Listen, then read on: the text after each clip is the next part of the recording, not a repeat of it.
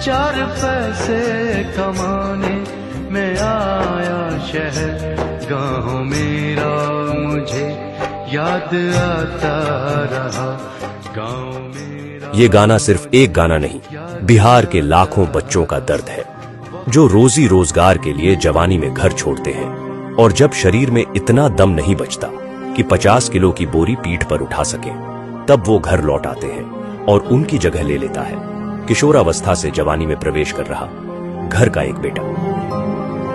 पीढ़ी दर पीढ़ी पलायन की यह जंजीर ऐसी है कि माँ बाप बेटा बेटी को एक साथ रहना कभी नसीब ही नहीं होता। सालों साल पति पिता भाई चाचा भतीजा मजदूरी के लिए घर से बाहर ही रहते हैं। पलायन का आलम यह है कि बिहार के कई घरों में महिलाएं एक साथ पति और बेटा दोनों को मजदूरी के लिए विदा करती हैं। पलायन की यह जंजीर अब टूटनी चाहिए। प्रशांत किशोर ने 3 साल पहले जब पदयात्रा की शुरुआत की और इस दर्द को देखा, तो इसे उन्होंने सबसे बड़ा मुद्दा बनाया। इससे पहले पक्ष हो या विपक्ष, दोनों के नेताओं ने पलायन को अभिशाप नहीं गर्व का विषय बना दिया था, ताकि वे इसकी जिम्मेदारी लेने से बच सके।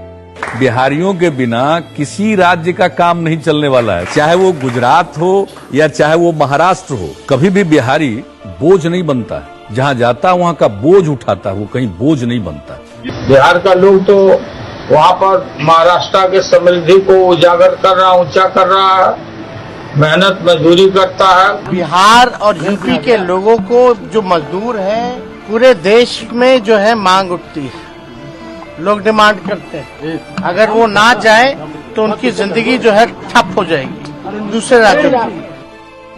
प्रशांत किशोर ने सिर्फ इसे मुद्दा नहीं बनाया है, बल्कि इसे रोकने का पूरा खाका भी दिया है कि कैसे वे साल भर के अंदर मजबूरी में बिहार से पलायन कर गए युवाओं को बिहार में ही रोजगार देंगे।